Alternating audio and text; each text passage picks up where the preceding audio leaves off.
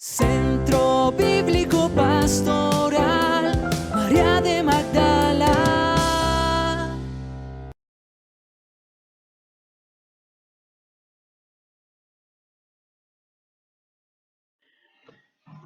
Muy buenas tardes nuevamente con todos ustedes. Muchísimas gracias por haber acogido esta invitación, la invitación para reflexionar desde el punto de vista pues más espiritual sobre el desierto y particularmente el desierto de Judea. ¿Qué es el desierto? ¿Cómo ver el desierto? ¿Cómo entender el desierto? ¿Y de qué manera también el desierto puede influir en nuestra vida? ¿Es valioso? ¿No es valioso el desierto? ¿Nos ayuda? ¿No nos ayuda?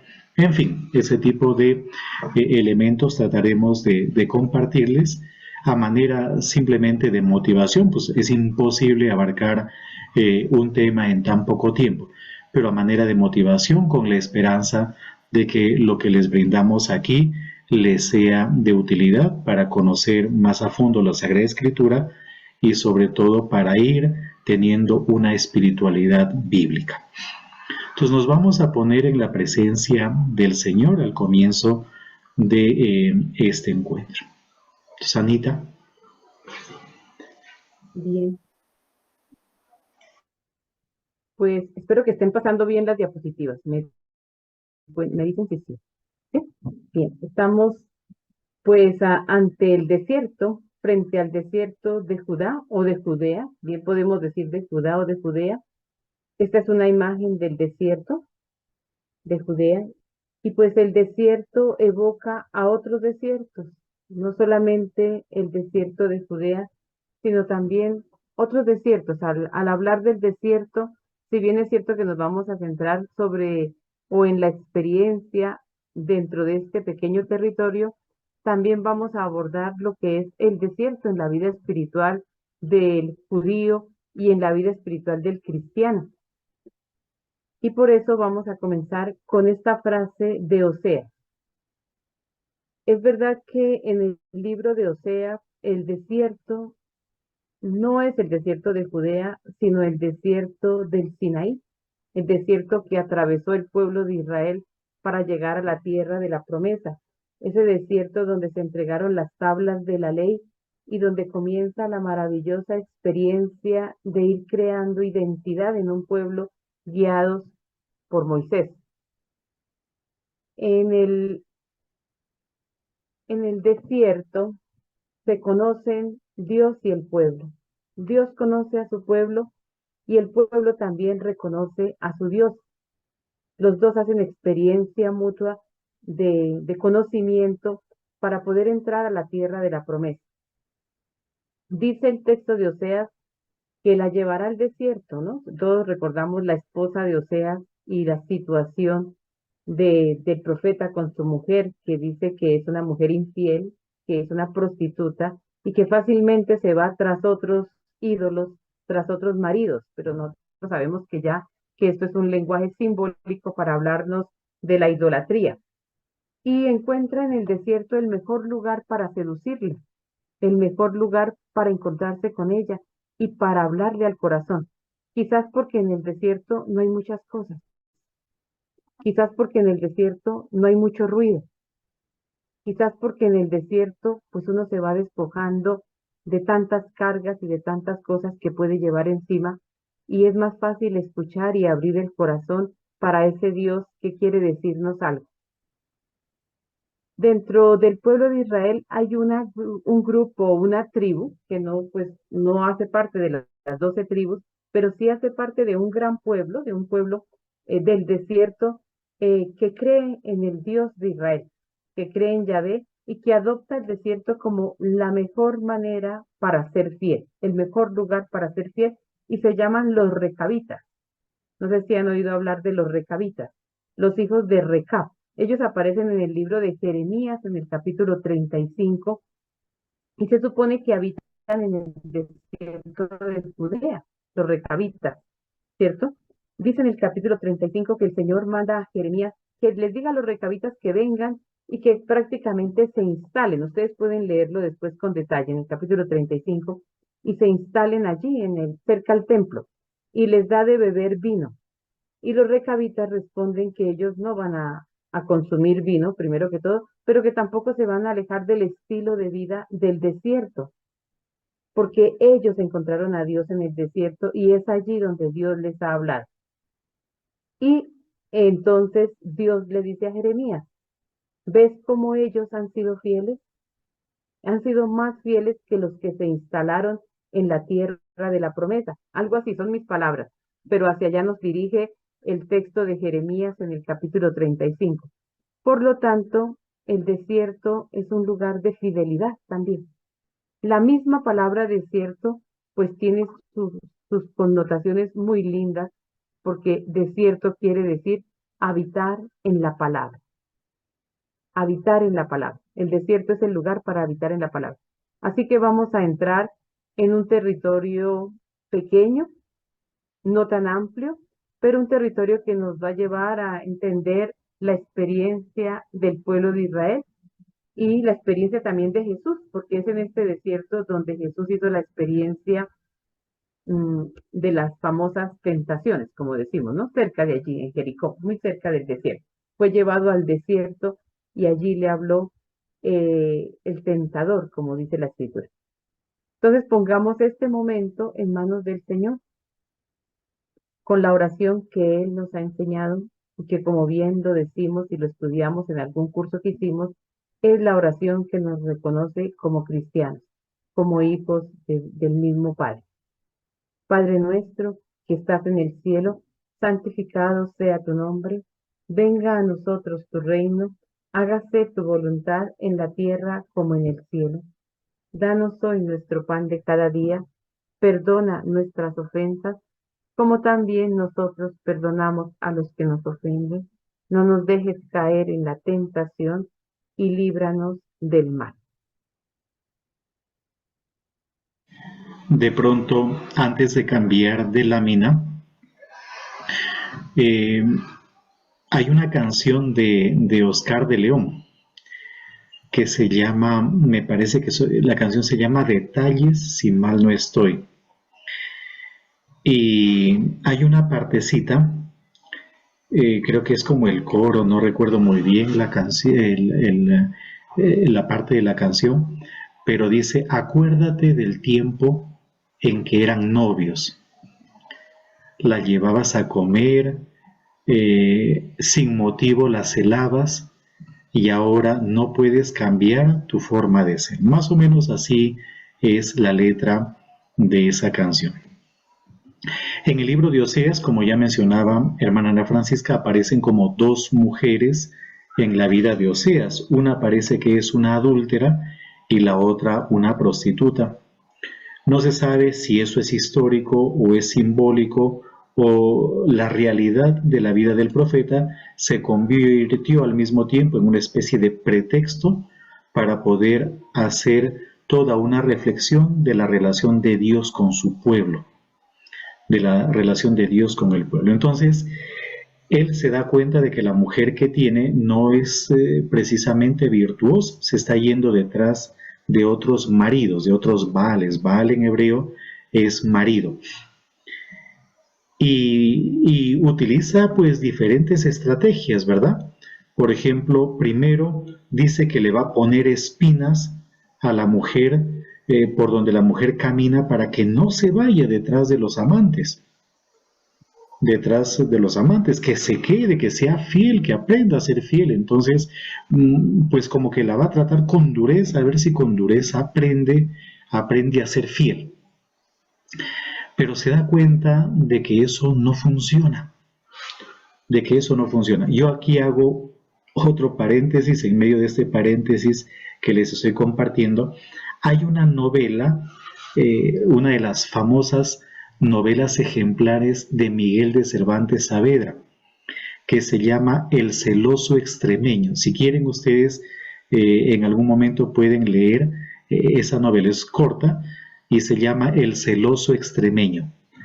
Entonces era un hombre de Extremadura que vino al Nuevo Mundo, me parece que al Perú, se fue al Perú, para hacer fortuna y después de estar en el Perú volvió a su tierra, España, con una gran fortuna y él construyó una especie de monasterio de clausura para meter ahí a su mujer porque era muy celoso, ¿no? Por eso la novela tiene como título El celoso extremeño. Y él no quería que su mujer piense en nadie ni vea a ningún hombre, incluso le hizo una especie de torno como de los monasterios de clausura, por donde le ingresaban pues al monasterio, a esa especie de monasterio, los productos para vivir. ¿A qué viene el cuento? A que al final la mujer se va con otro hombre. Es decir, que una mujer, en este caso, le sea fiel a uno, no se logra por medio de la violencia. Entonces, volviendo nuevamente al tema de Oseas. Entonces, Oseas dice, yo le voy a poner espinas y esto y lo otro para que la mujer no se vaya, ¿no? Pero la mujer se va. Y luego dice, voy a hablar con sus hijos, que sus hijos hablen con su mamá y le digan a su mamá que recapacite. Y tampoco. Y es ahí, en ese contexto, en donde dice, ya sé lo que voy a hacer. La voy a llevar al desierto y le voy a hablar al corazón. Entonces, ¿qué cosa es el desierto en ese relato? Es la vuelta al primer amor, la vuelta al coqueteo, el regreso a cuando eran novios. Y cuando uno es novio, pues uno mira a la pareja de una forma muy bonita. No hay defectos. Los defectos aparecen ya cuando uno comienza a convivir, pero no justamente en una relación de enamoramiento. Entonces, este texto es un texto precioso, porque está hablando de un ir al desierto para recordar esa especie de noviazgo. Hago un pequeño paréntesis una vez. Hemos celebrado el domingo pasado, por ejemplo, la fiesta de Pentecostés. ¿Y qué cosa es Pentecostés para el judaísmo? ¿Qué recuerdan los judíos en la fiesta de Pentecostés? El día en que Moisés dio las tablas de la ley al pueblo judío. Y es al mismo tiempo la fiesta de la reconfirmación o confirmación de la alianza, del compromiso de cumplir la ley. Es una fiesta preciosísima y tiene que ver con la marcha por el desierto. Según la tradición judía, Dios dio las tablas a Moisés 50 días después de la salida de Egipto. Entonces, miren cómo el desierto en general, pero de modo particular, que es lo que nos congrega hoy día, el desierto de Judea tiene una significación extraordinaria en la vida del pueblo judío e igualmente en nuestra vida también.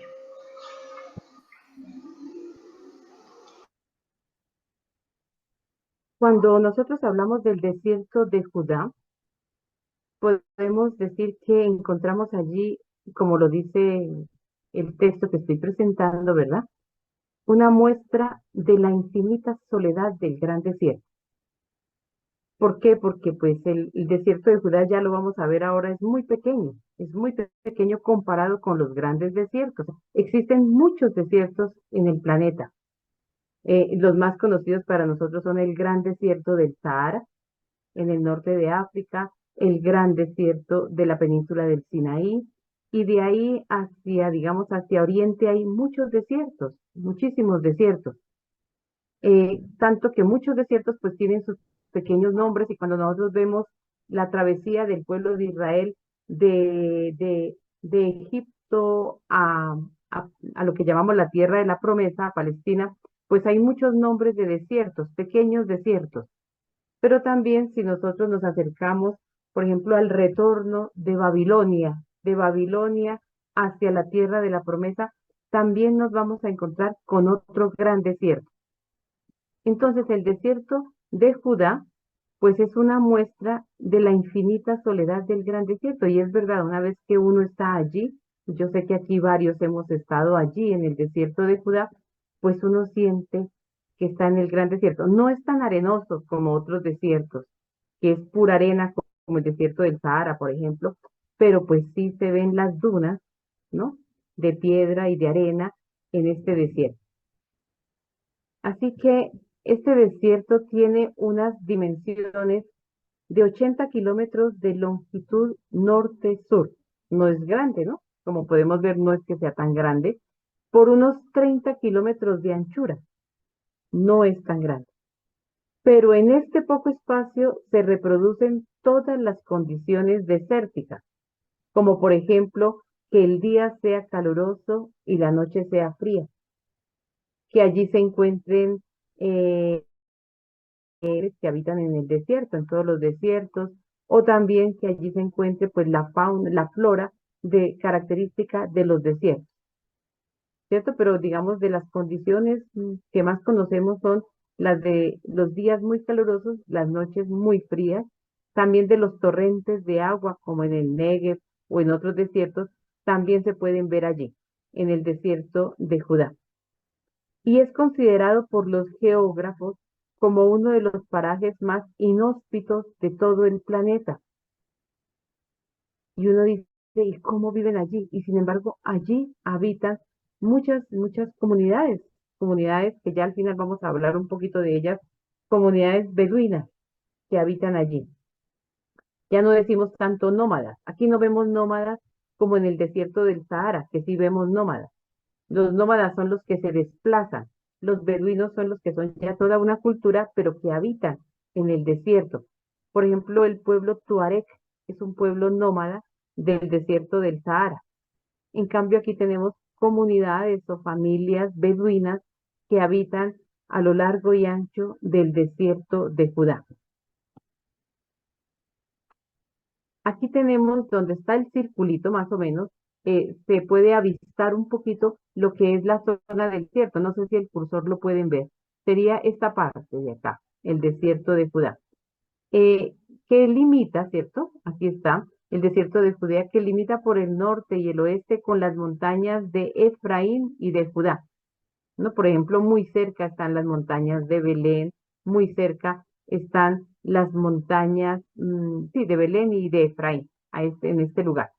Por el sur está con la región esteparia y desértica del Negev, que es mucho más grande, es un desierto mucho más grande, el desierto del Negev está en esta parte. Entonces aquí donde estoy mostrando con el cursor, el desierto del Negev, y hacia este ladito acá, entre el Mar Muerto y esta zona montañosa, encontramos lo que denominamos el desierto de Judá, porque pertenece al territorio de Judá, donde estaba ubicada la tribu de Judá.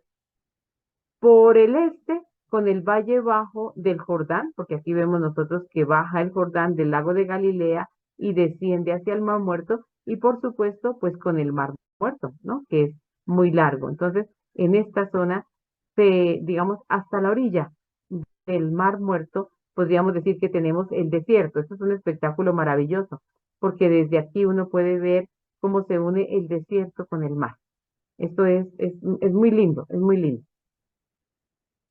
Avanzamos otro poquito para decir que este terreno del desierto de Judá es un terreno muy quebrado, con profundos wadis o gargantas que en algunas zonas llegan hasta el mismo borde del Mar Muerto y en otras aparecen separadas de él por una planicie.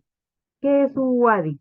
Es como una especie de camino que se va formando por las lluvias. Cuando llueve, se van formando y ese caminito que va dejando, como los torrentes, decimos nosotros a veces, ¿cierto? Como el lugar del torrente, pero que no es un río permanente, sino simplemente un río que se arma o que se hace con la lluvia, pues se van formando como esas grietas en las montañas que van descendiendo hacia la parte más plana del desierto, es decir, a la parte que está más ubicada hacia el Mar Muerto.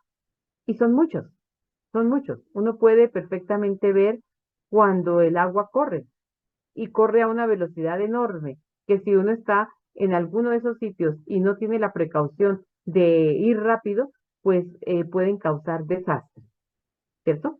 Entonces, muchos se ubicaban cerca de los wadis porque había agua, pero al mismo tiempo había que tener cuidado de no estar sobre el cauce del wadi, porque por allí pues el torrente es muy fuerte. No sé si William tenga algo que decirnos en esta partecita. Yo quería tal vez comentar una anécdota, ¿no? Pero primero tener en cuenta, por ejemplo, ese relato de el hombre que edificó su casa sobre la roca o el que edificó su casa sobre la arena. Entonces, yo recuerdo cuando estaba viviendo en Jerusalén, pues ahí estudiando en la escuela bíblica, el padre Gustavo Gutiérrez fue invitado para dar unas conferencias en Israel. Y un día nos encontramos, quedamos en encontrarnos. Él se hospedó en una casa, no recuerdo muy bien de quién, a quién pertenece esa casa, que se encuentra entre Belén y Jerusalén, ¿no? Más o menos por esa zona. Entre Belén y Jerusalén hay una casa, ahí se hospedó él. Entonces, era creo que el mes de noviembre, diciembre, no recuerdo bien. Y yo fui desde Jerusalén pues para encontrarme con él y cayó una tormenta de lluvia como no tienen idea. Y de un momento a otro, como dice la hermana Ana Francisca, se llenó de agua, se llenaron de agua los pequeños torrentes y a gran velocidad. Otra anécdota también cuando pues estaba yo ahí estudiando, antes de salir, por ejemplo, en las excursiones hacia el sur, sobre todo al Negev, siempre se tenía en cuenta la cuestión meteorológica, porque uno puede estar en el desierto con un sol y todo seco, pero en las montañas llueve y de un momento a otro se forman también los torrentes.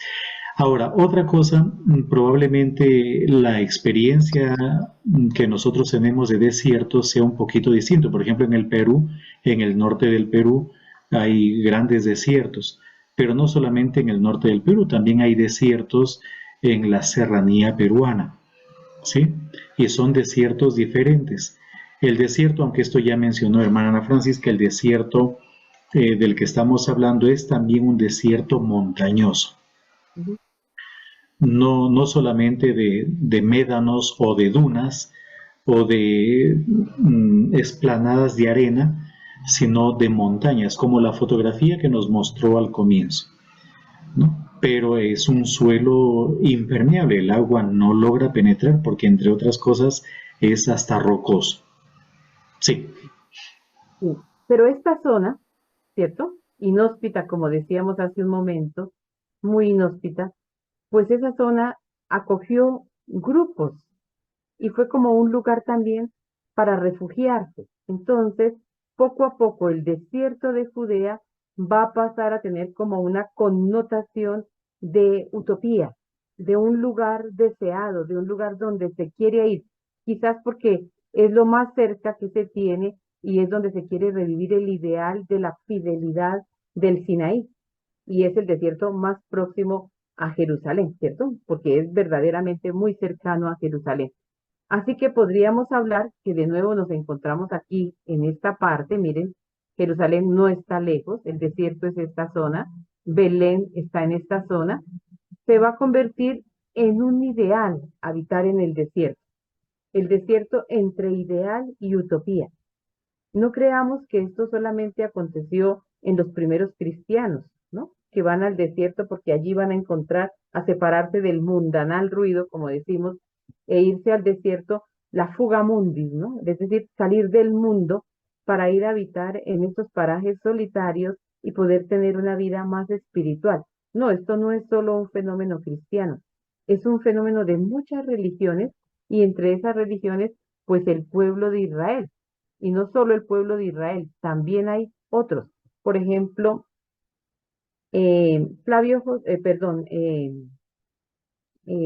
Filón de Alejandría comenta y habla de los terapeutas, que eran hombres que se refugiaban en el desierto de Nitria o en los desiertos de Egipto, y allí tenían una vida espiritual y se llamaban los terapeutas por sanadores, una vida espiritual algo así como un monasterio en el desierto. Pues lo mismo van a hacer otros hombres en otros desiertos del mundo y algunos en el desierto de Judá antes de que empecemos a hablar de los monasterios cristianos. Todavía no vamos a hablar de Qumran, que ya tendremos la oportunidad de nombrarlos, pero el desierto va a ser visto como un lugar ideal y una utopía. Es una utopía habitar en el desierto, igual que nosotros. Cuando decimos, aquí estamos muchos que somos religiosos dentro del grupo, pero también sé que dentro de este grupo hay muchos que son cristianos digamos, practicantes y han estado en días de retiro. Y a veces escuchamos decir que nos vamos a hacer un día de desierto, aunque nos vayamos a la montaña y debajo de un montón de árboles y de agua, decimos que nos vamos a un día de desierto porque el desierto seguirá siendo un ideal. Pero el ideal, recordemos bien, como lo decíamos hace un momentico, es porque es el lugar del silencio Mm. y de la soledad. Ujú. De pronto, digamos que la etimología de algunas palabras que nosotros conocemos o empleamos puede ser de utilidad. Por ejemplo, ¿cuántas veces hemos utilizado la palabra ermita o ermitaño? ¿Verdad? Ermita, ermitaño, ¿sí? Vida eremítica, qué sé yo. En griego, eremos significa desierto, ¿no? Desierto. Por lo tanto, el ermitaño es el que vive en el desierto, propiamente dicho. O la ermita es una casa en el desierto, ¿no? Por ejemplo, pues para los que han estado en el Perú, Santa Rosa de Lima, ella vivía a unas 4 o 5 cuadras de la plaza Mayor de Lima, en la época de la colonia, cuando Santa Rosa vivió, era ya era las afueras de la ciudad, y ella se construyó con la ayuda de su hermano una ermita que todavía hoy en día puede ser visitada. Es un cuartito probablemente de 1,5 metros por 1,5 metros, o de repente de 2 por 2, no me acuerdo muy bien pues las dimensiones, pero es muy, muy pequeña. Y esa era su ermita, ¿no? Esa era su ermita. Entonces, como dice hermana Ana Francisca, es su pequeño desierto. Claro que Lima es un desierto, o sea, la costa peruana es un desierto de por sí, ¿no? Eso sí, o mejor dicho, es un valle también, un gran valle, ¿no es cierto? Está siempre irrigada por ríos, pero de por sí la costa peruana es muy desértica y Lima es un desierto en realidad. Pero bueno, ahí tenía pues su ermita, ¿no? Entonces, como algunas palabras que están metidas en nuestro vocabulario tienen que ver también con el desierto. Y curiosamente en este desierto hay pues ríos de agua viva, diríamos, o fuentes de agua viva, hay oasis, como veíamos que Jericó es una tierra que podríamos llamar un oasis, pero hay unos que son todavía más que Jericó. Diríamos que uno sí ve perfectamente el pozo de agua allí y hasta una cascadita, y es lo que estamos viendo frente a nosotros, y que ustedes de pronto podrían buscar algo más en internet y aproximarse a este lugar que se llama Engedi.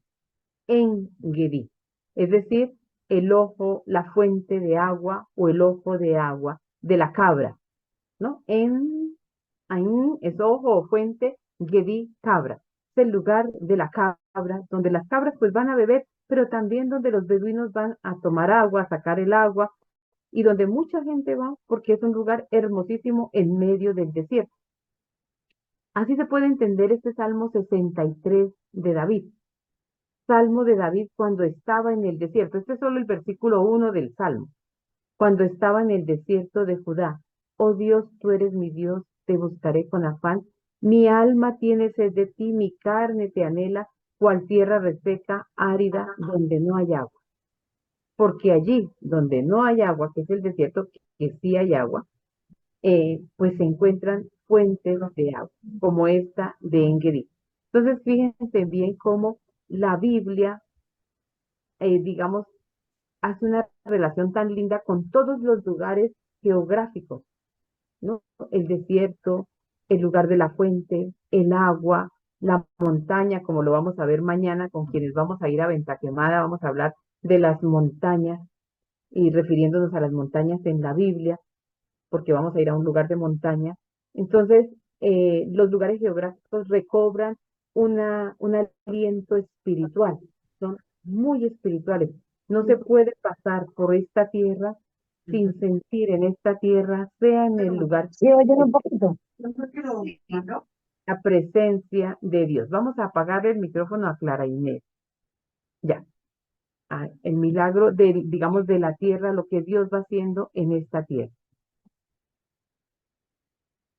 Y por eso tenemos que hablar de una de las grandes familias judías que se atrincheró en el desierto de Judá, en el desierto de Judea.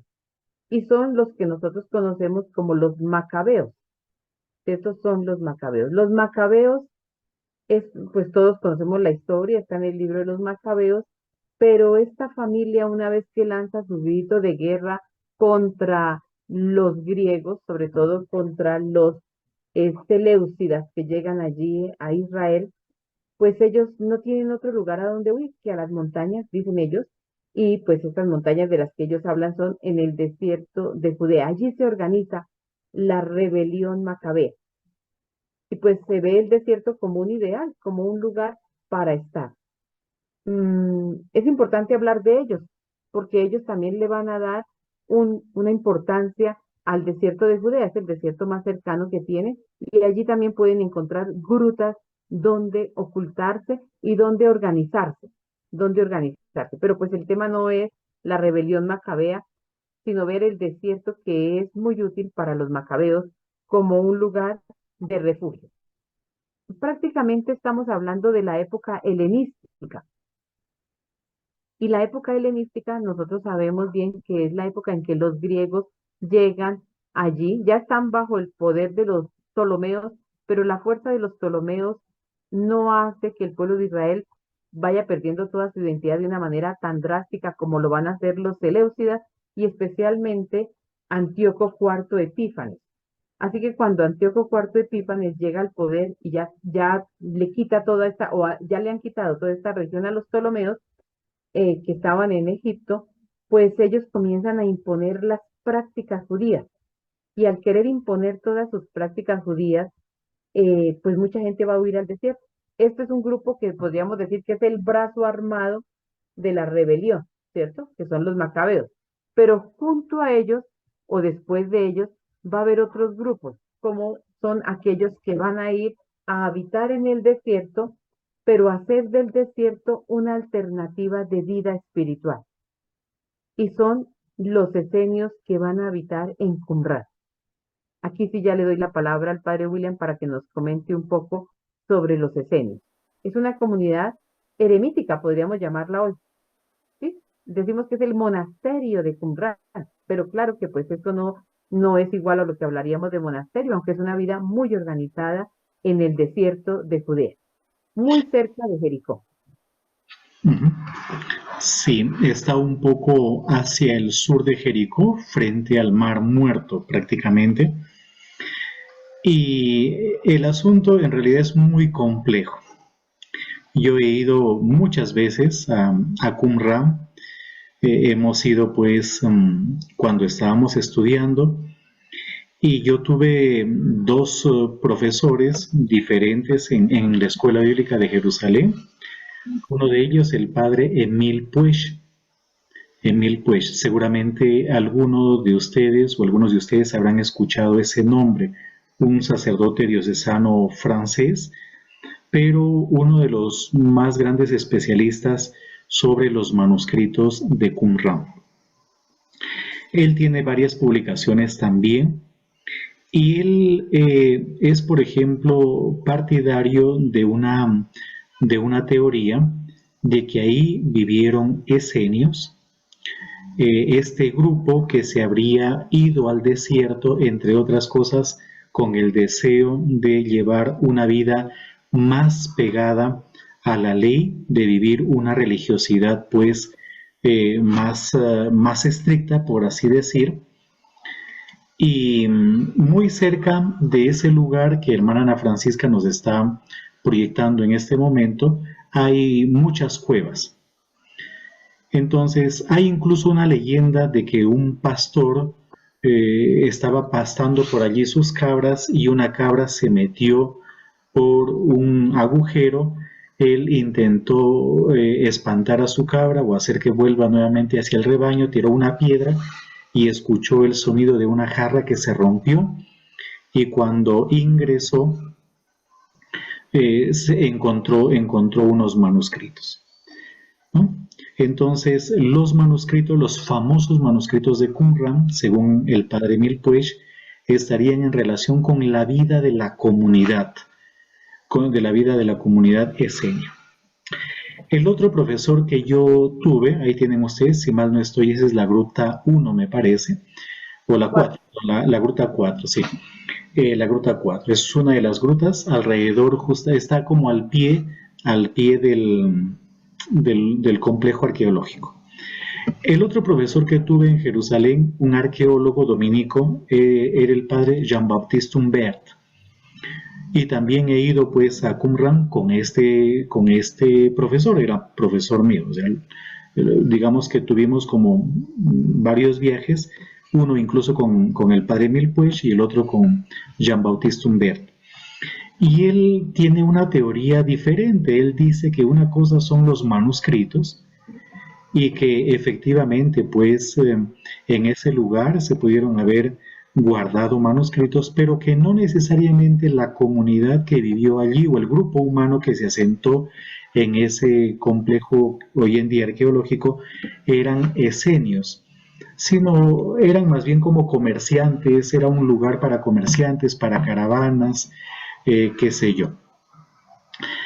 Y él no es partidario de esa teoría de que un beduino estuvo caminando por allí y su cabra se le metió pues por uno de esos agujeros y él intentó espantarla con una pedrada y rompió la jarra, sino que él es un arqueólogo, desde el punto de vista arqueológico, él decía, no, hubo una época en que se realizó una especie de, entre comillas, caza de tesoros, búsqueda de tesoros.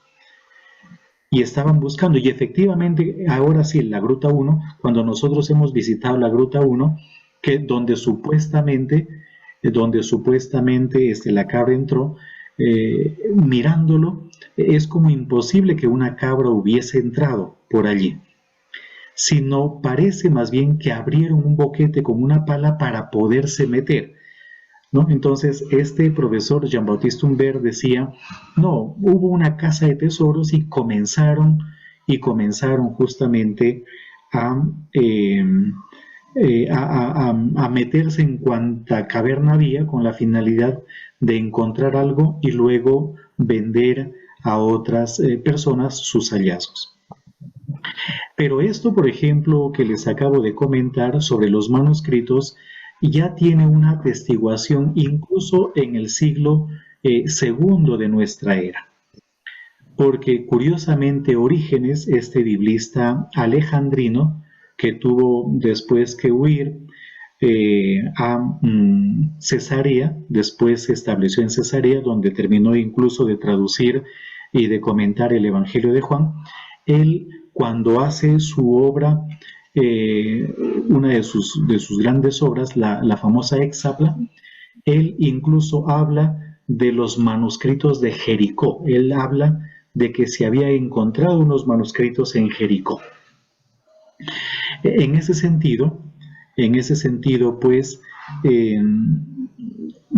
es difícil, o sea, hay posiciones diferentes dentro del mundo académico sobre el lugar de Qumran.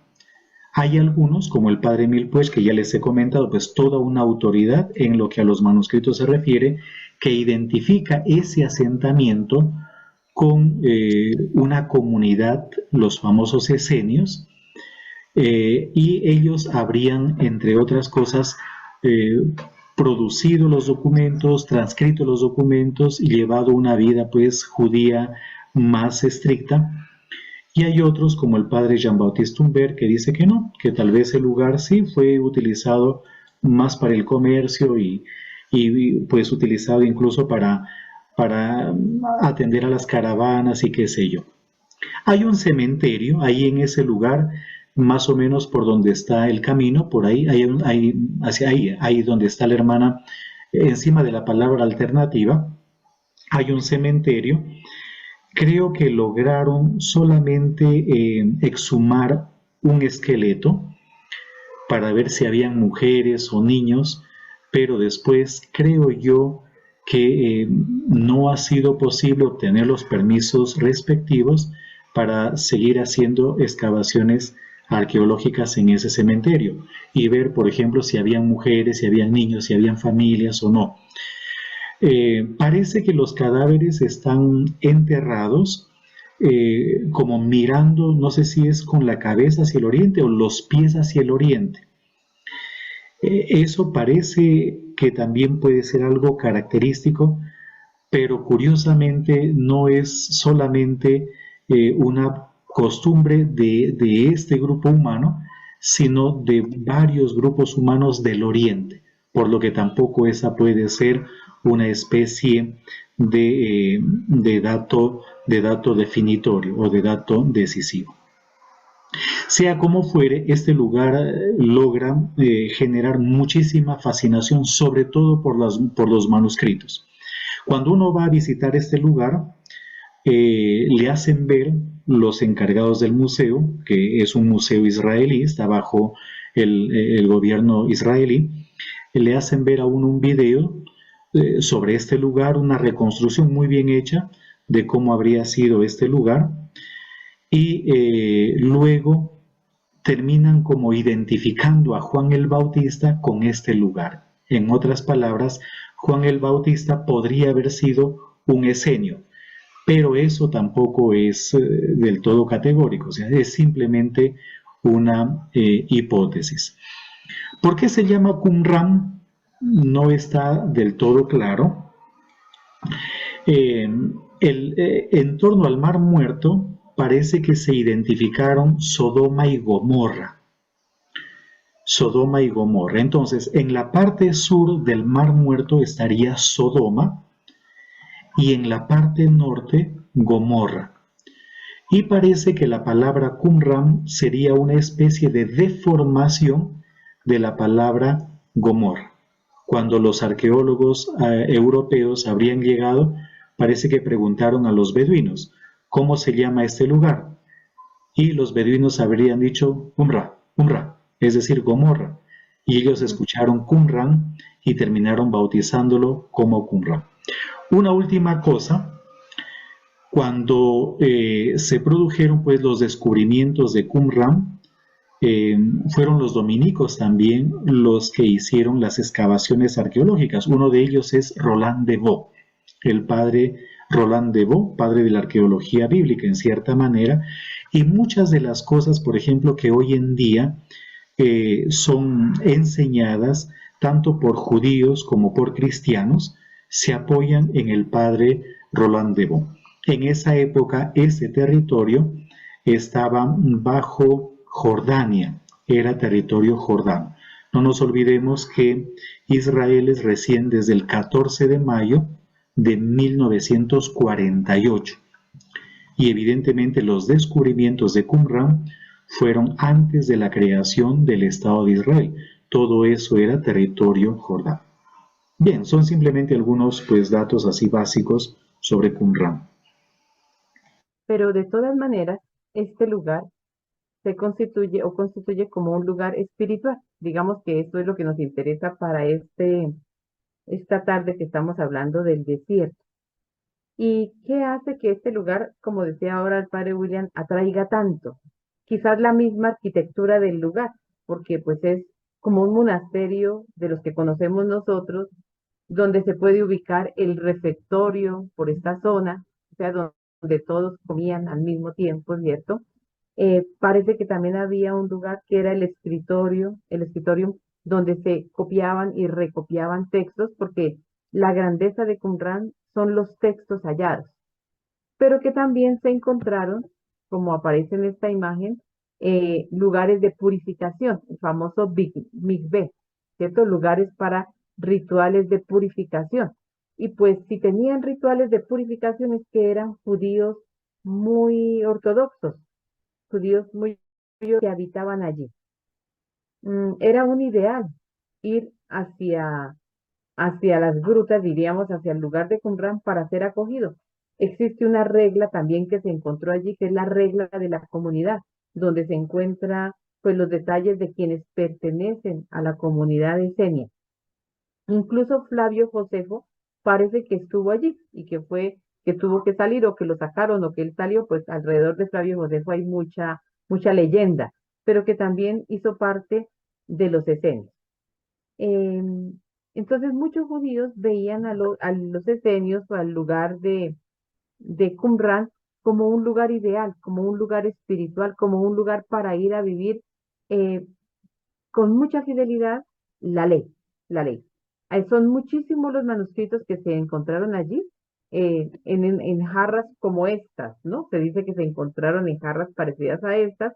Uno de los manuscritos más importantes es el rollo de Isaías y que pues nos ha permitido decir que hay una fidelidad a los textos bíblicos al copiarlos y transmitirlos de generación en generación. Todo eso se encuentran, esos rollos se encuentran pues bajo protección, muy resguardados. Eh, el gobierno israelí ha hecho toda una campaña para adquirir los rollos que más pueda y los tiene expuestos en un museo que es el Museo del Libro en Jerusalén.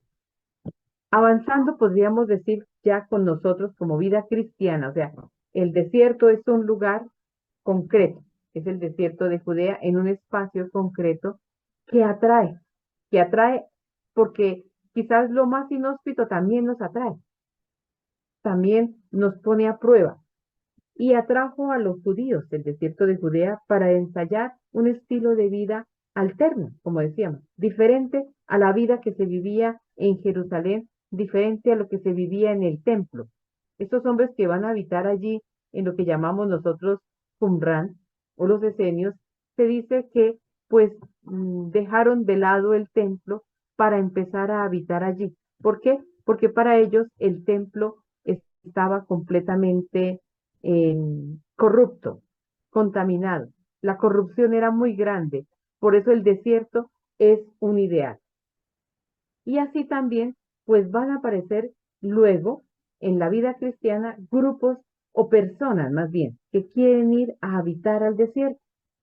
Esto empieza por personas individuales, por seres humanos solitos que quieren hacer una experiencia en el desierto, pero poco a poco se les van uniendo otros, así como nació la vida religiosa, como nació la vida consagrada.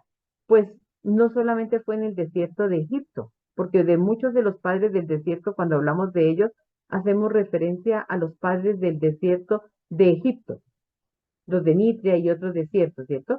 Pero el desierto de Judea también atrajo a muchísimos hombres, muchísimos. Ahorita, de aquí en adelante, vamos a hacer pues un recorrido por algunos monasterios que todavía existen, pero se dice que fueron más de 39 o 40 monasterios que se fueron erigiendo en la zona del desierto de Judea. Era la zona propicia para los monjes. Este mapa que ustedes ven acá, de Google Maps, ¿cierto? Este mapita muestra la ubicación de los, mm, de los monasterios, de algunos monasterios. Perdón, voy a dejar de compartir. Vuelvo a compartir para compartir toda la pantalla. Para compartir toda la pantalla. Es mejor así. Entonces, vamos a tratar de ir allá, a ver cómo nos va en este recorrido. Un momentico, se va a abrir y lo vamos a hacer con Google Maps. Me dicen si ven Google Earth, ¿sí? Se ve. Sí, señora. Muy bien. Entonces esperemos que se abra, que nos funcione el internet y vamos a ver un poquito los monasterios del desierto de Judea. Aquí tenemos entonces la zona, ¿cierto? Y vamos a ir por monasterios. Digamos, vamos a ver que tenemos estos que tengo aquí en esta lista. Marsaba, la Laura de Gerásimos, San Giorgio Cosivá, lo vamos a ver también. Vamos a ver el monasterio de la Tentación o el Cuarental, ¿cierto? Lo vamos a ver. Y el de Eutimios y Martirios, creo que son los que tenemos acá. Esto no me deja ver todo, pero bueno, son varios. Entonces, así, el monasterio de Martirios y el monasterio de Eutimios. Entonces, estos son apenas una representación de lo que hoy podemos ver. Para algunos es simplemente ruinas que vemos, la zona arqueológica, pero otros están habitados. Hay monasterios habitados desde el siglo IV, desde el siglo V, porque es el ideal de habitar en el desierto. Ya no es el ideal judío, es el ideal cristiano. Si el texto bíblico nos dice que Jesús fue llevado al desierto y allí puesto a prueba, y que es allí donde él va a vencer al demonio, ¿cierto? Y él puede decir que va a ser la voluntad de su Padre, que no solo de pan vive el hombre, sino de toda palabra que sale de Dios, y que nadie tentará a Dios, pues para los cristianos es un ideal habitar en el desierto, ¿cierto? Es como asemejarse a Jesús y ponerse a prueba habitando en el desierto.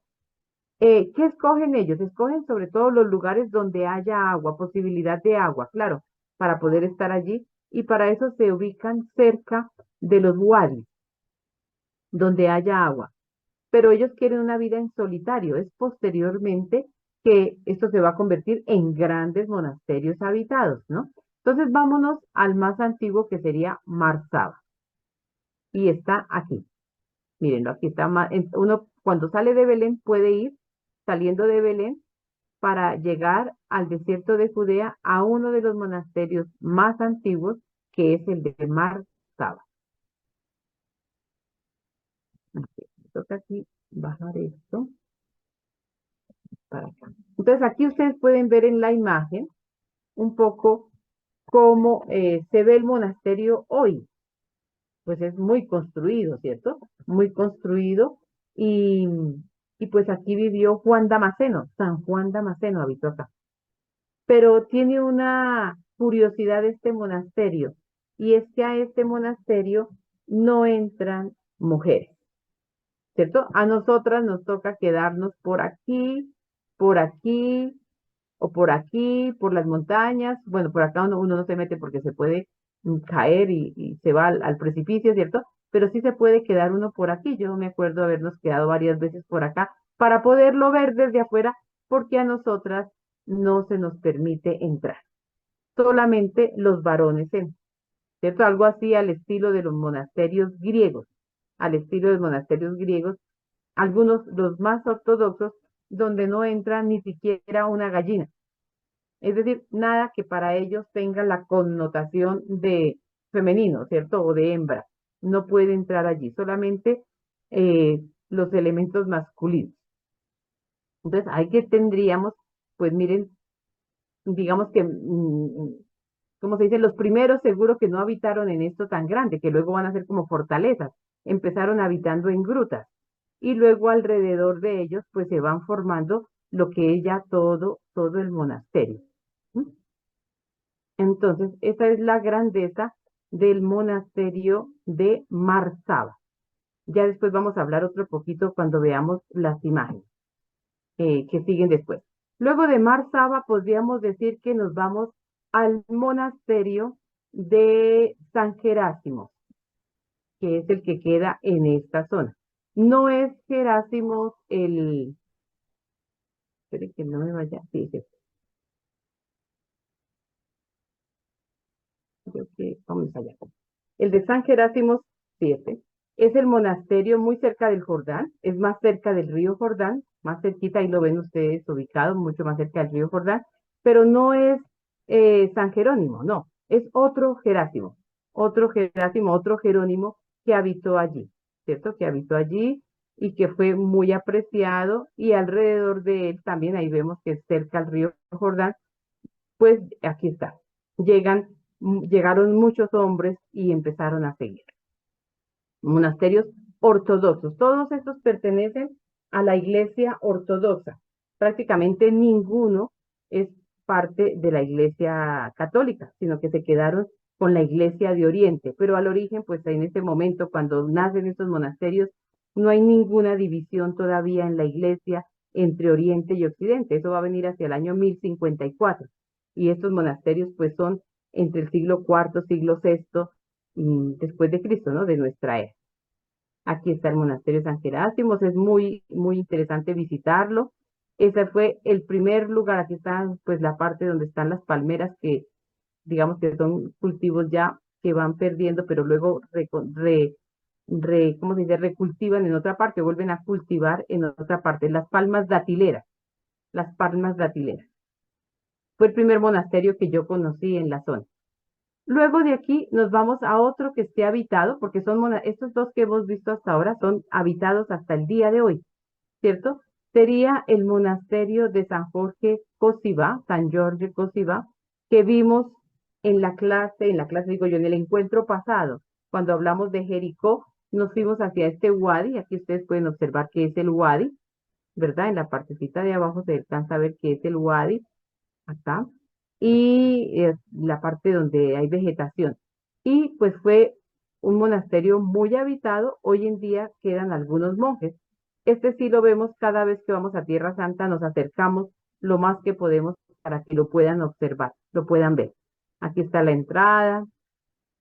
Esto es, digamos, imagínense ustedes, aquí hay grutas, ¿sí ven? Alcanzan a ver que hay grutas, aquí hay escaleras por donde subían los monjes, los que habitaban allí. Esta es una entrada al monasterio de San Jorge Cosibá. Ahorita más adelante vamos a dar otros datos. Este más que todo creo que no es este, sino el de las tentaciones. Luego tenemos el monasterio del Cuarental o de las tentaciones o de la cuarentena, como lo llamamos, que está más cerca de Jericó. Es este que está en la montaña, así, cerca también al Wadi, donde corra agua, ¿cierto? Y habitado hasta el día de hoy. ¿Cierto? Bueno, esta es la vista que se ve, eso es el interior del monasterio, el interior del monasterio, el interior del monasterio. Aquí ustedes ven grutas, grutas también en el desierto de Judea, donde habitaron monjes. Y la subida a este monasterio. Entonces, ya tenemos Marsaba, Gerásimos, San Jorge Cosibá, el de la cuarentena, y estos otros dos, que son el monasterio de Martirios y el monasterio de, me falta aquí uno, el de Eutimio, son ruinas, ya son hoy en día ruinas, y se encuentran en el camino que hacemos de Jericó a Jerusalén, ¿cierto? Pero ya lo que se ven hoy en día son ruinas. Aquí está Martirios, no, el de Eutimio, este es el de Eutimio, ¿cierto? Entonces, esto es lo que queda.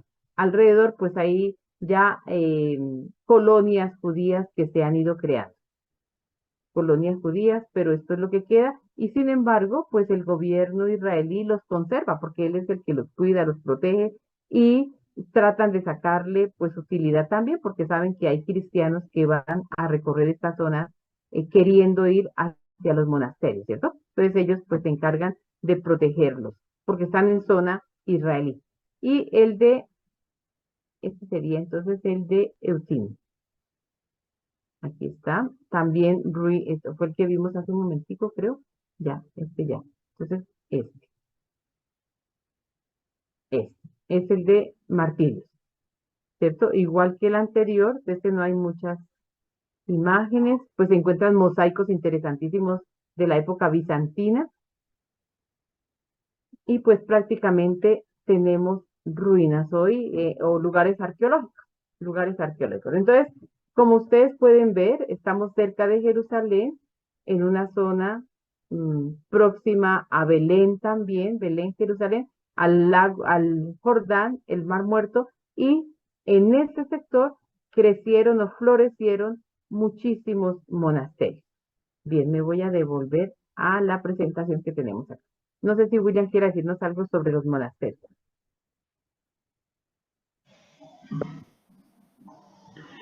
Pues tal vez la importancia para el mundo bíblico está en que en varios de ellos se han conservado manuscritos bíblicos. eso también merece ser tenido en consideración, ¿no? Entonces, tenían sus bibliotecas y algunos de esos monasterios tienen de verdad tesoros a nivel manuscrítico, a nivel de manuscritos, sobre todo pergaminos. Entonces, cuando uno, por ejemplo, estudia el tema de los pergaminos, pues eh, hacen alusión a algunos de esos monasterios en donde todavía hasta la actualidad se pueden encontrar. Yo recuerdo cuando, cuando estaban pues estudiando ahí en la escuela bíblica en Jerusalén, había un obispo ortodoxo, Monseñor Aristarcos, me parece que era, no recuerdo bien el nombre, que iba a la escuela bíblica a estudiar, muy buena gente. Él me ayudó a conseguir a mí las fotografías de un manuscrito que son los que aparecen en la portada del libro de la mano del adúltero. Y en alguna ocasión nos llevó ahí al patriarcado ortodoxo, ahí en Jerusalén, y nos mostró un manuscrito antiguo, ¿no? Fue muy, muy interesante en realidad. Sí, básicamente era eso, que es de gran importancia para el estudio bíblico. Entonces, no solamente se conservan, por ejemplo, manuscritos bíblicos, sino también de los padres de la iglesia u otros documentos de gran valor, ¿no? Entonces, los monasterios siempre han jugado un papel importante en ese sentido a nivel bíblico. Un pequeño paréntesis, en realidad, por ejemplo, uno de los manuscritos más famosos bíblicamente hablando, es el famoso Códice Sinaítico o el Códice del Sinaí, que fue descubierto por Tischendorf, un biblista, en el monasterio de Santa Catalina en el monte Sinaí. Hoy en día ese manuscrito se encuentra en el Museo Británico, me parece, en Inglaterra, en un museo. Pero ese manuscrito no está del todo completo, faltan unas partes. Fue descubierto en el monasterio de Santa Catalina en el Sinaí, ¿no? Bien, aquí tendremos otra imagen de lo que vimos ya anteriormente del monasterio Mar Saba, ¿cierto? Allí, o San Sabas. Sabas es pues el primer monje, el que primero habitó allí. Y es donde dije que habitó Juan Damasceno, que para nosotros es muy importante. Juan Damasceno es un hombre de una experiencia espiritual muy profunda, es un gran místico, es un místico, un padre de la iglesia, un monje místico, ¿cierto? San Sabas. Entonces aquí tenemos a ese monasterio, ya les decíamos que habitado solo, pues lógico, por varones, pero donde no entra ninguna mujer, ¿no? Y todavía hay monjes. Por eso se dice que es el monasterio cristiano habitado más antiguo del mundo, más antiguo del mundo. Y pues esto está en el desierto de Judea. Tenemos luego aquí otra vista del monasterio de San Jorge Cosiva, lo que sí permite ver el Wadi, ¿no? El Wadi, el Wadi y el monasterio aquí.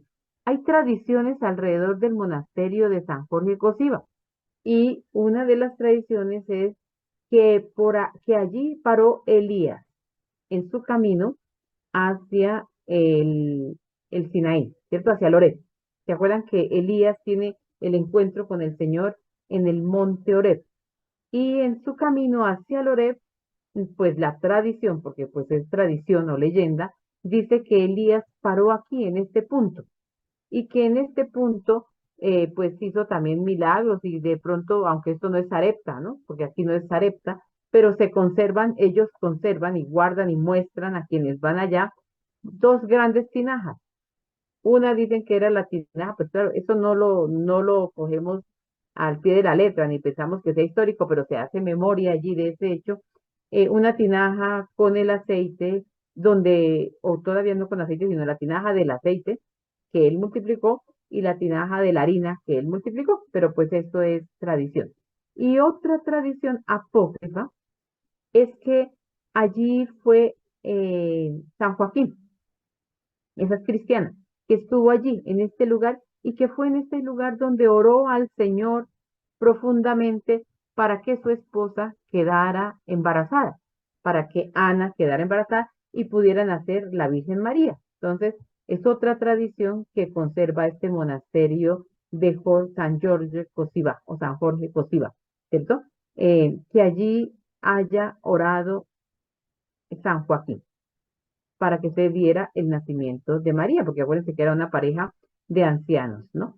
Los padres de María. Entonces este monasterio, Monasterio San Jorge Cosiba, habitado hasta hoy, puede que tenga 4 monjes, 3 monjes, llegue a tener solo 2 monjes, vuelva y tenga 4, 5, 6, pero son monasterios habitados en permanencia, ¿no? En permanencia. Luego tenemos, esta es otra vista del monasterio de San Giorgio Cosiba, muy lindo, es que es hermosísimo, es muy hermoso. Claro, es hostil vivir allí, pero pues es un lugar de maravilla que a todo el mundo atrae. Este es el de San Gerásimo, ya hablamos de él, ¿cierto? Cerca del Jordán. Allí hay también la tradición de Gerásimos con un león, ¿sí? Con un león al quien él alimentaba y protegía, y se dice que pues Gerásimos pasaba mucho tiempo en el desierto, solo en el desierto, y de vez en cuando volvía porque ya había quienes lo seguían para estar en comunidad con los que lo seguían, pero su vida prácticamente fue mucho más en solitario. Lo que vimos de San Eutimio y lo que vimos de Martirio. Así que el desierto de Judea fue un ideal para la vida cristiana. Y cuando se hablaba de ir al desierto, pues no era solamente hablar por hablar, era habitar en el desierto. También en el desierto de Judea, ese es un otro momento, diríamos, pues vamos a encontrar grandes construcciones de Herodes el Grande. Por eso dice ahí el desierto de Judea y las fortalezas herodianas. Herodes construyó muchos lugares, digamos, de protección donde él podía protegerse o donde podía, en caso de que fuera perseguido, llegar y encontrar su refugio. Y escogió el desierto de Judea. Entonces aquí vamos a encontrar 2 grandes fortalezas. 2, hay más. Pero en el desierto de Judea vamos a encontrar 2 grandes fortalezas de Herodes el Grande. Esta, el Herodium, que ya Padre William nos va a decir unas palabritas sobre el Herodium, y la siguiente es Masada.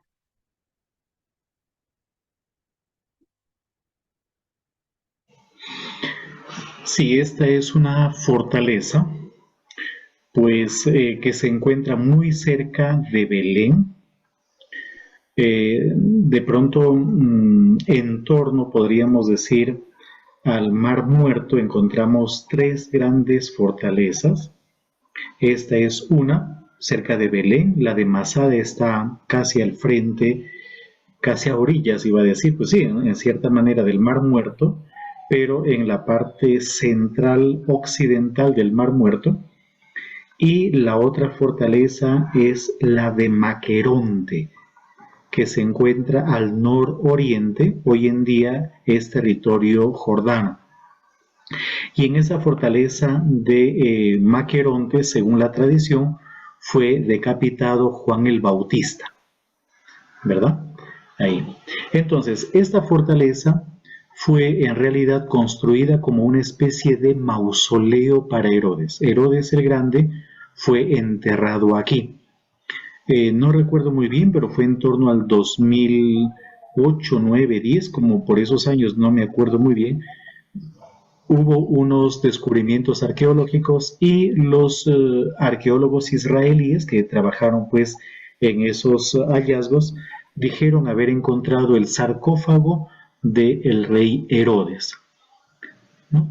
Por lo tanto, esta fortaleza aparentemente, si ustedes se fijan bien, es como si fuese el cráter de un volcán, pero en realidad es toda una fortaleza en su interior. Y en la parte inferior habían también unos jardines y habían unas como piscinas, ¿verdad? Un gran lujo. Entonces, esta fortaleza fue construida para que sea la tumba del rey Herodes. Y cerquita de Jerusalén. Y la otra sería De Masada. Belén. De Belén, perdón, sí, Masada.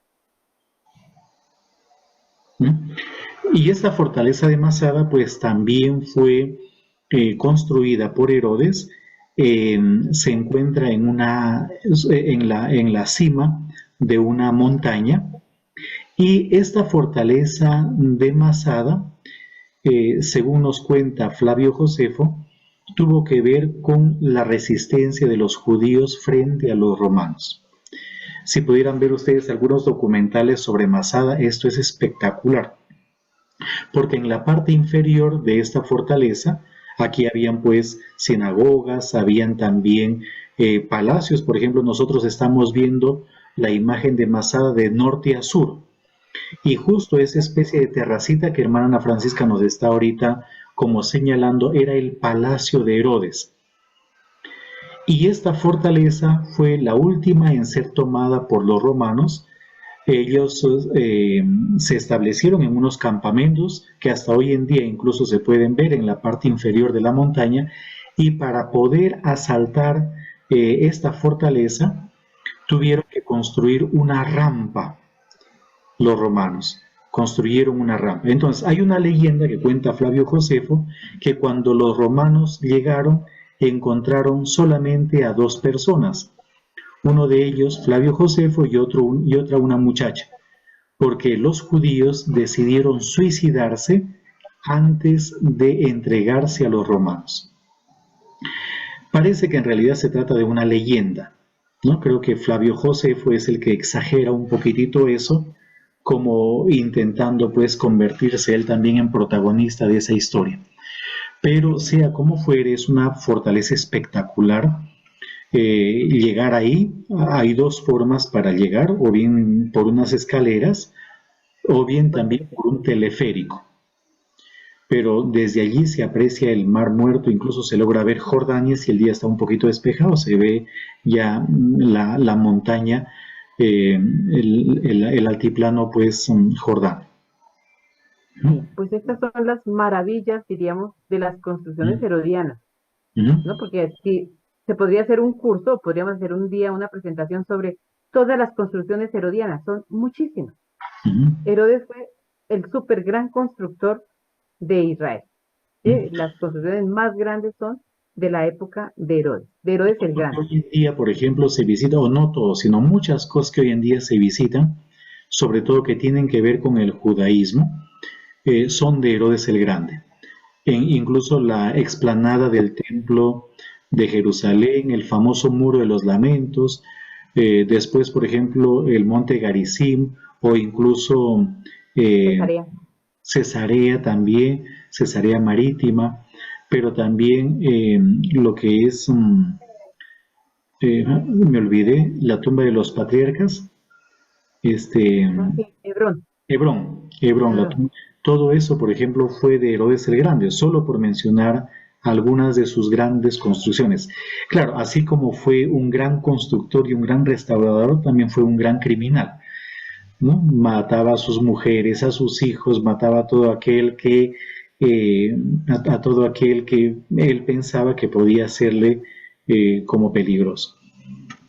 Bien, entonces hemos visto el desierto como tal, el lugar geográfico, el lugar ideal para los macabeos, el lugar ideal para refugiarse, ¿no? Y para organizarse, el lugar ideal para los esenios, aquellos que no querían vivir la vida en Jerusalén cerca al templo, sino una alternativa, otro estilo de vida fuera en el desierto, el ideal para los cristianos, los primeros cristianos y los monasterios como florecen, el lugar ideal para Herodes también para refugiarse y hacer sus grandes fortalezas, la más imponente es Masada. Es que es una hermosura ir a Masada. Pero también sigue siendo, hasta el día de hoy, el lugar ideal para que el beduino habite. Ustedes verán, ahí dirán, eso es como un desorden, ¿sí? Ahí está la tienda del beduino, ¿cierto? Su tienda, ahí habita él, aunque tenga carros, aunque tenga autos, aunque realice sus desplazamientos, ¿cierto? En autos, y muchas veces puede uno encontrar hasta una pequeña construcción en duro, como dicen allá, ¿cierto? Un poquito como en ladrillo y algo más, pero la tienda sigue siendo el lugar de habitación, ¿no? La tienda de campaña, la tienda que vemos ahí seguirá siendo el lugar de habitación. Encontramos muchos beduinos, unos muchos más organizados hacia el lado más al sur de Judá, del desierto de Judá, cerca al Negev, y otros en la vía entre Jericó Y Jerusalén, pues los encontramos. El gobierno israelí no ha podido obligarlos a habitar en ciudades, digamos, o en pueblos, no. Ellos habitan en el desierto y puede uno que encuentre 3 o 4 familias grandes habitando juntas, pero otras más separadas, porque siguen esa vida. Si ustedes leen lo de los recabitas con lo que iniciábamos, van a encontrar por qué eso tiene sentido.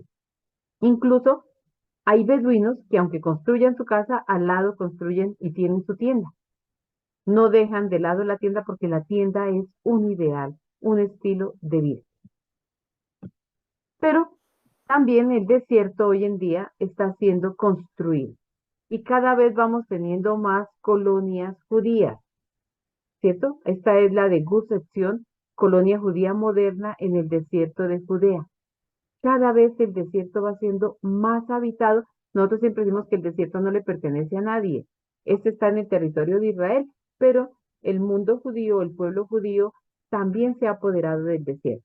Y hacen florecer el desierto y lo hacen habitable.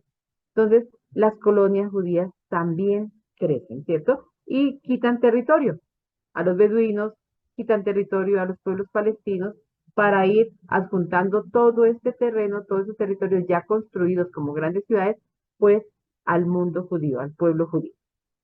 Bien, pues esto ha sido una pequeña presentación del desierto de Judea, una idea de qué pasa y qué acontece en el desierto de Judea, cómo se desarrolla la vida en este lugar y ver que desde los tiempos bíblicos hasta hoy el desierto sigue siendo habitado y sigue siendo un ideal.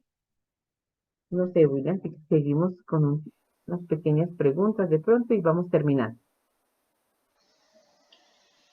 De pronto un pequeño dato, manera de curiosidad también.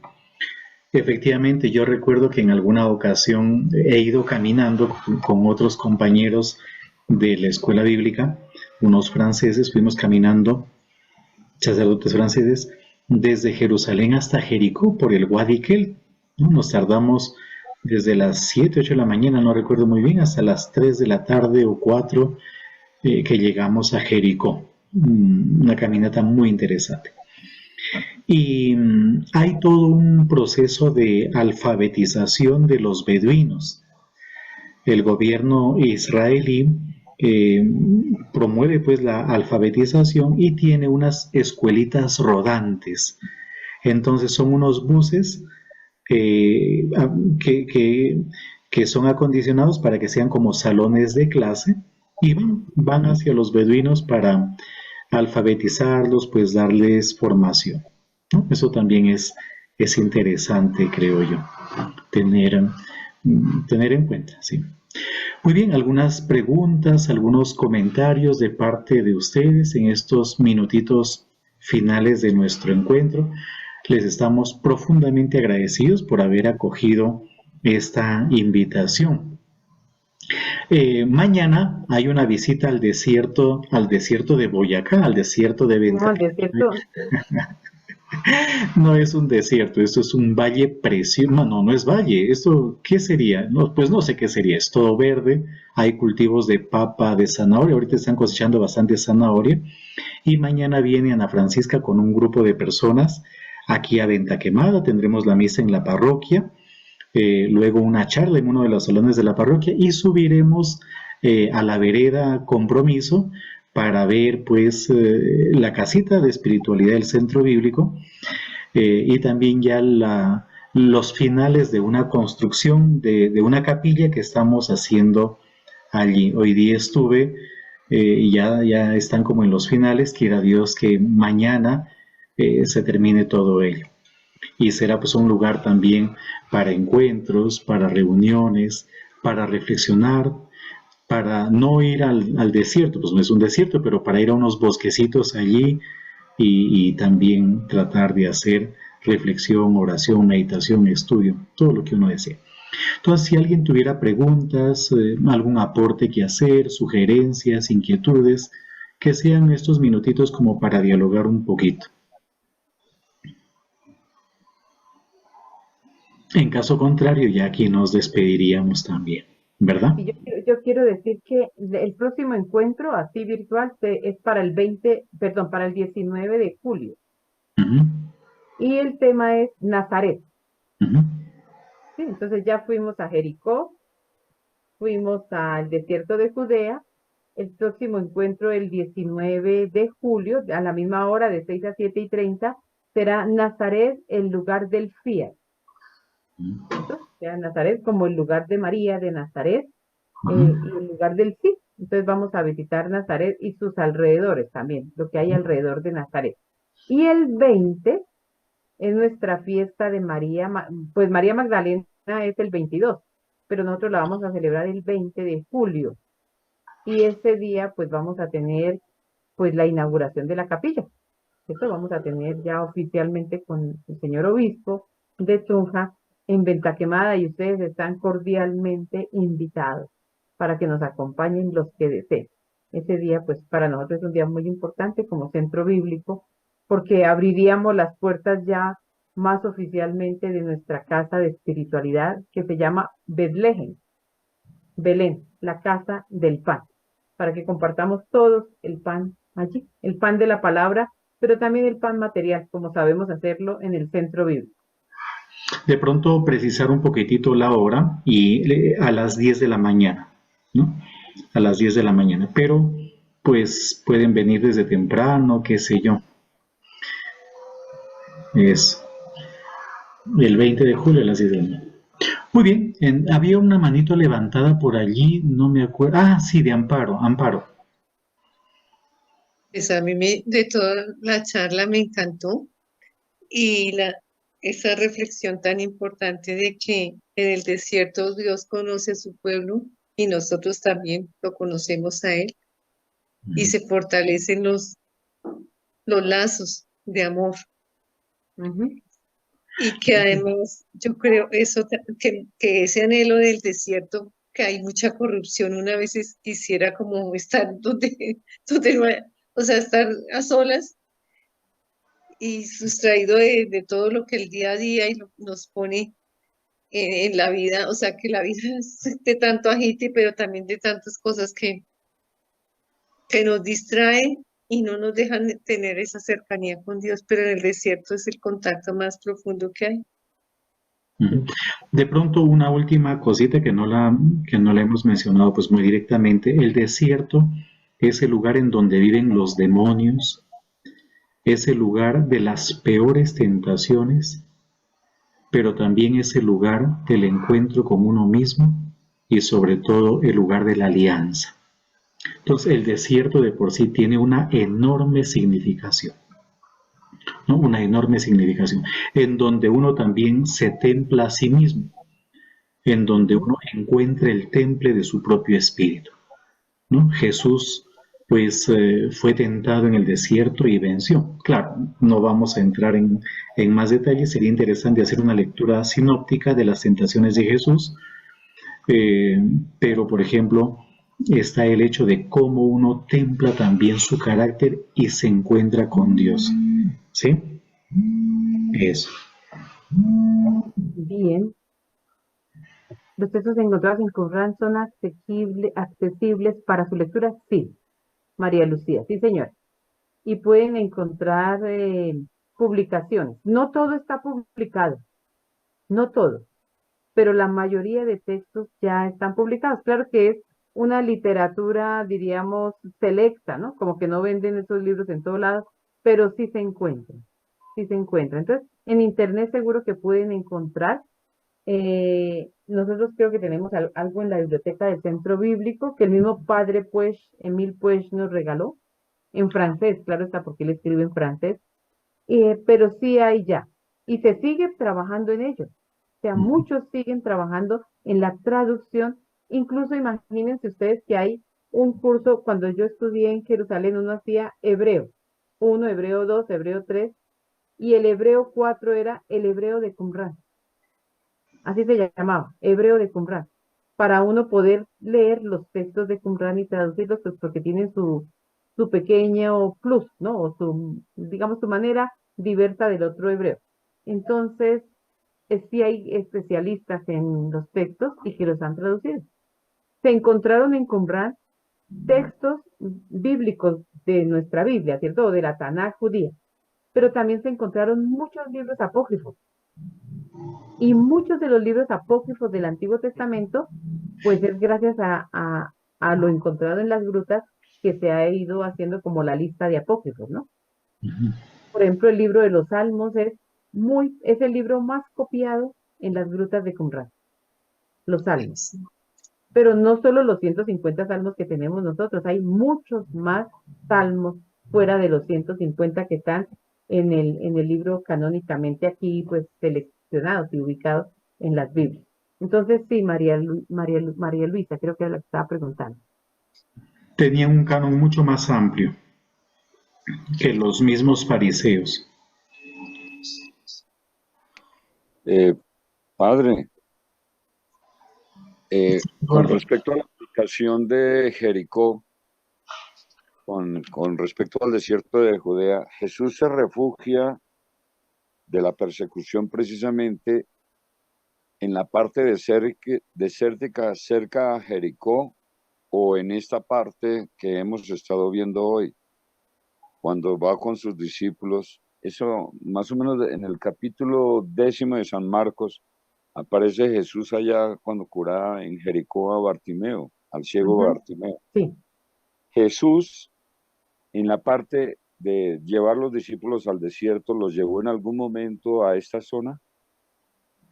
Lo que sucede es que cuando venían del norte, habían básicamente dos caminos.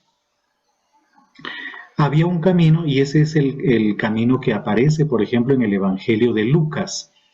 Creo que, si mal no estoy, es el capítulo 9, en donde se habla de que Jesús decidió ir a Jerusalén y envía a sus discípulos para que le preparen como alojamiento en territorio samaritano. Y no lo recibieron porque se iba a Jerusalén. Entonces ahí dice que baje fuego y los achicharga a estos. Jesús los reprende y se van por otro camino. Entonces el Evangelio de Lucas, por ejemplo, parece estar como dando a entender que Jesús utilizó un camino que venía por territorio samaritano hasta Jerusalén. Pero si uno lee Marcos y si uno lee Mateo, el viaje de Jesús del norte, es decir, desde Galilea hasta Jericó, es por la Transjordania, al otro lado del Jordán. Desde Gerasa hasta abajo. Y normalmente venían pues a orillas del Jordán, por la margen izquierda del río Jordán, lo que hoy en día es territorio jordano, para evitar básicamente problemas y dificultades pues con los samaritanos, sobre todo si eran judíos.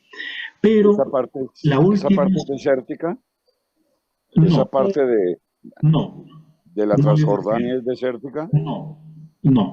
No es desértica.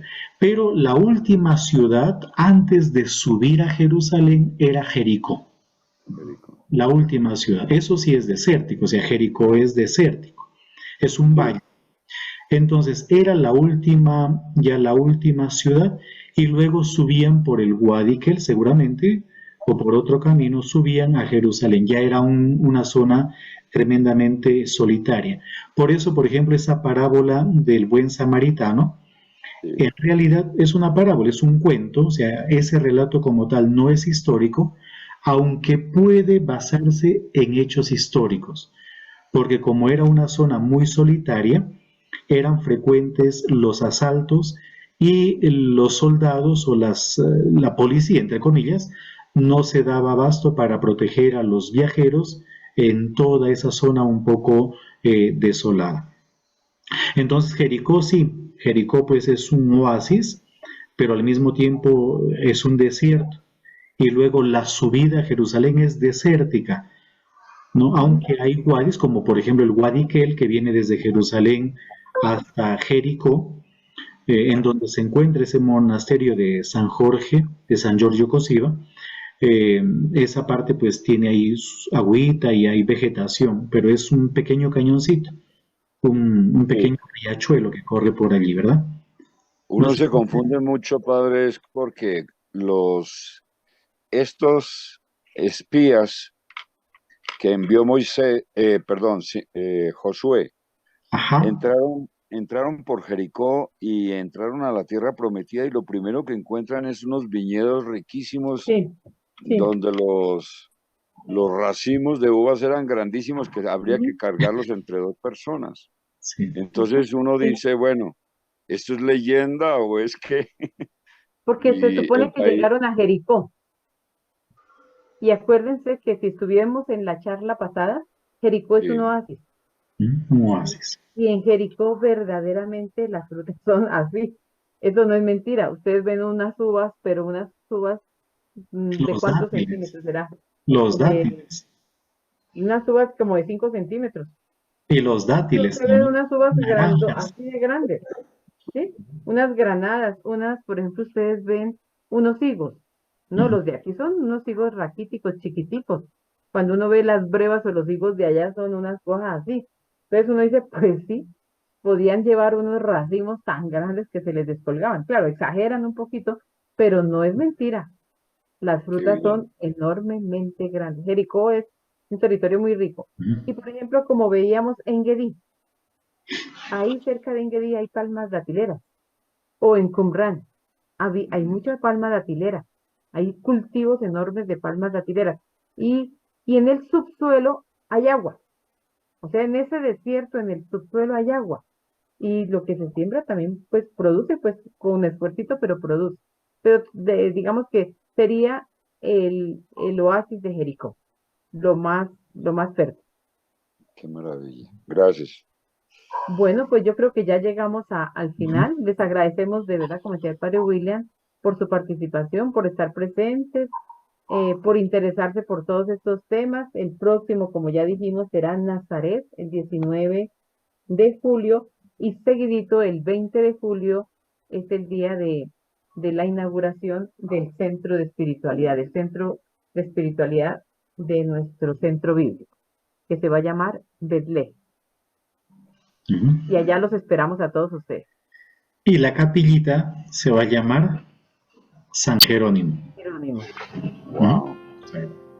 Muy bien, un abrazo y la comunidad de Lourdes. Muy bien, muchísimas gracias entonces para todos, que Dios les bendiga. Gracias. A ver, yo menciono solamente a los que tienen el video activo, porque pues no aparecen aquí los sin video, pero está Blanquita, está Juana Sarmiento, Gloria y Comunidad, Gloria Falla, después Mariela, Miriam Cáceres, Amparo, hay un Motorola allí, pues no sé quién estará. Luego Claudia, Pilar, la comunidad de Lourdes también, Mireya Farfán, Aura Cecilia, Claudia, Leonor, Francisco, y me imagino con Judith, Rafa, Daniel, Gustavo, Eva Herrera desde Canadá. Estamos desde Canadá hasta Perú, no sé si más al sur de Perú. No sé si hay alguien de Argentina o de Chile. Pues, Arequipa, Perú. Arequipa, Perú. Ahí está. Muy bien, de Arequipa. Sí. Y de República Dominicana también había, pues de Colombia, ¿no? Entonces, muchísimas gracias a todos ustedes. Que Dios les bendiga. Y con los que vienen mañana, hasta mañana. A las 5:30 de la mañana. Sí, y si alguno, los discípulos de la última hora, y si alguien se anima ahorita, todavía creo que hay uno o dos cupos, hay dos cupos todavía, así es que todavía tienen opciones para poder venir.